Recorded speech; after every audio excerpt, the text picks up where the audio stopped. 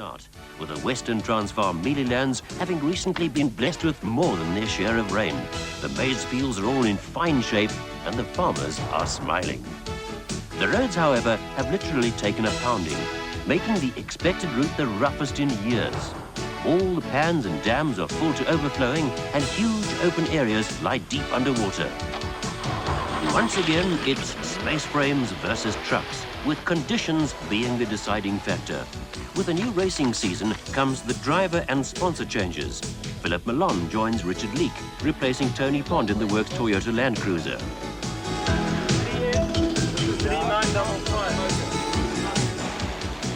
Local men Andre Kok and Koos Kutsia step into the ex-Malone Holt Toyota. The two-seater specials log a record entry of 36 competitors. Many, like Bruce Carolyn, ex-single-seaters, opting for navigation assistance. In his case, ex-biker Roland Geiger.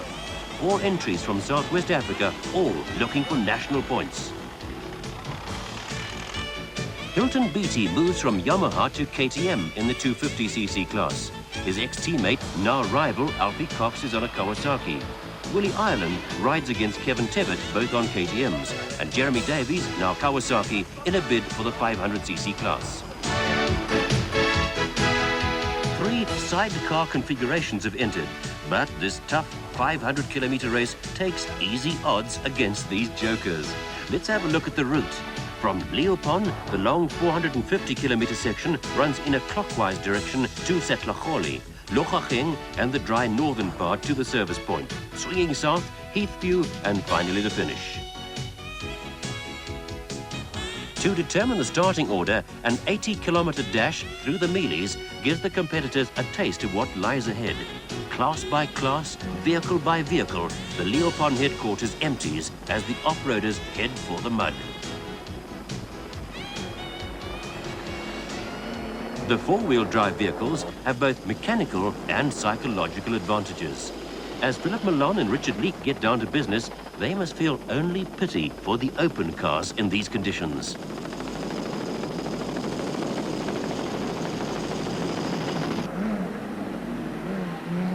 But they have problems of their own, mainly in the form of Linton Draper, Cyril Erasmus and their big Nissan Safari. This crew heads up the Nissan attack. 12 entries in all. Toyota lists 19 entries, 8 of which have Toyota dealer team backing.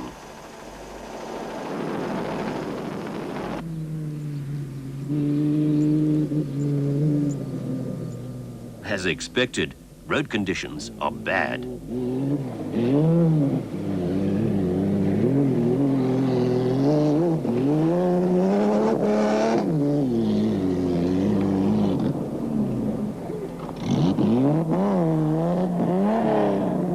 Drivers literally fight their vehicles through the muddy dips and bumps. Small streams become impassable mud holes.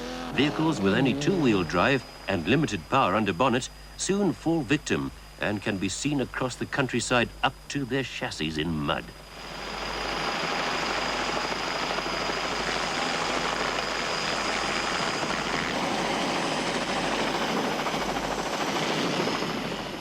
With minimal traction, wheel spin becomes a problem. This in turn creates problems of its own. Over-revving causes overheating, leading to engine failure. Clutch and gearbox parts are put through unbelievable strain as the drivers endeavor to inch their way forward. Route schedules become useless balls of paper mache, soon to be discarded as the crews favor survival over excellence. Tire conditions and, in fact, tread choice become a major factor.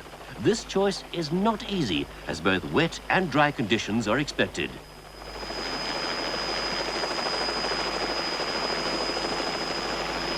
Taking more strain than the cars are the co-drivers or navigators, who become unrecognizable mudmen in their quest to free their cars. For many, their efforts will be in vain, as time bar penalties are slapped on those late over the line. One crew who are far from late are the father and daughter team, Clive and Kim Smith.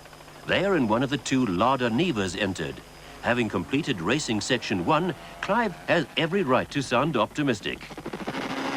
Went very well for us. We had no hassles at all. We went off once and we nearly rolled once. Other than that, we had a trouble-free run. Nothing at all. And your time, you're happy with your time? Fairly fast through, under an hour, yes.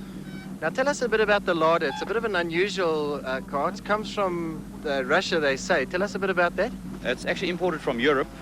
We have two in the race here. One of them sitting in the mud at the moment. It's an incredible motor car, independent suspension. You just cannot get stuck in mud with that thing. I don't know what Don's done, but he's right down to his chassis in mud.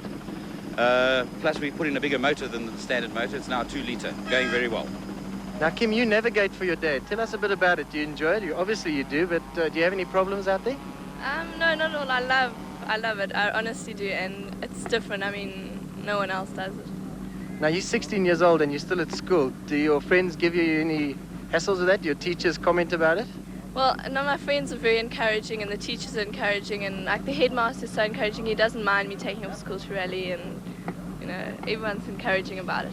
And you don't have any jealous boyfriends that would like to be there themselves? No, not at all. Back in the mire, and those who will not make the finish struggle on regardless. Only 54 vehicles will qualify for a starting time on Racing Section 2. 43 will be mass started 30 minutes later, and 13 have run their race. For the motorcycles, the slush does not present as much of a problem. Jeremy Davies heads the pack ahead of Willie Ireland on his Greenham KTM.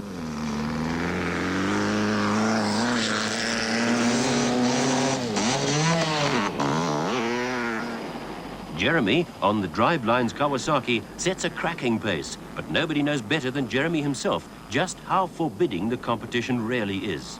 In the 250cc class, names like Gavin Nimmo, Hilton Beattie, Alfie Cox and Russell White all mean trouble for somebody.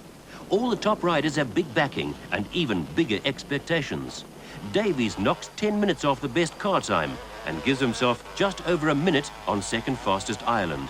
The top 10 riders are all within 5 minutes of each other, leaving no margin for error.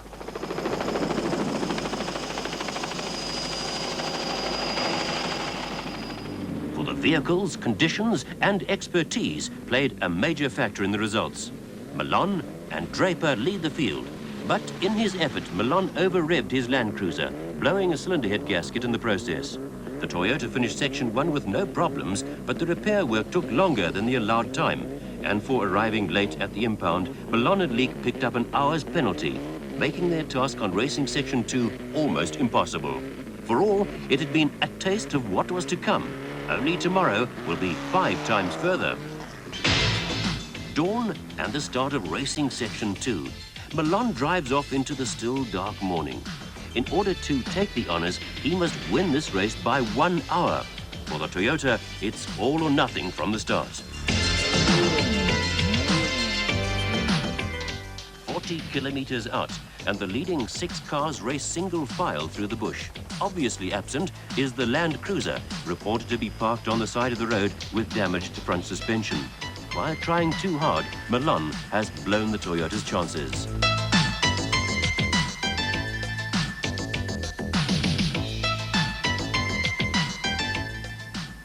Draper and Erasmus lead the pack, but with the route markers few and far between, the real test is on the navigators. Every mistake changes 4 or 5 places, and the lead changes at every turn.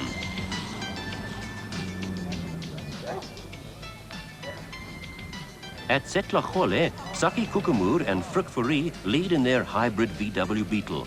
They've developed a 30-second lead.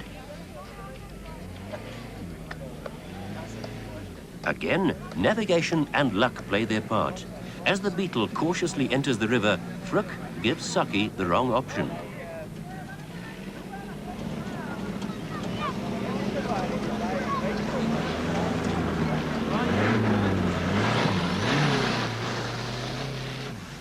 Within seconds, the Beetle is surrounded by the opposition, forcing them back down the field.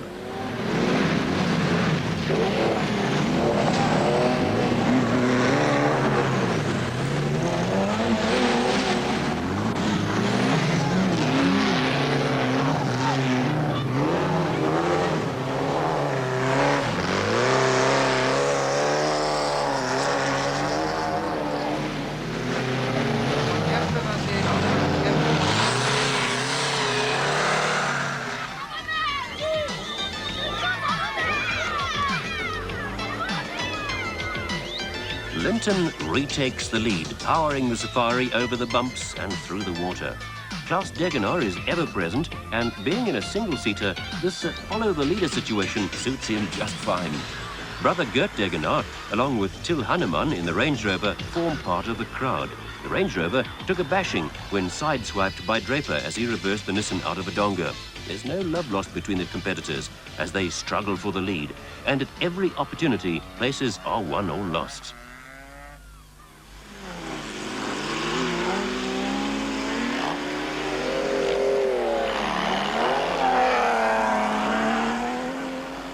Stratford Voigt and Walter Schleicher in the A-Team Nissan Safari start mixing with the leaders.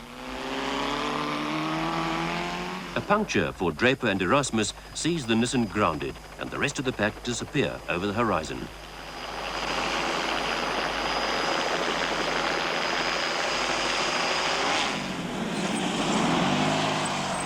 Into the picture enters car 200, Wilfried Westlau and Dagmar Blankner in their VW Beetle.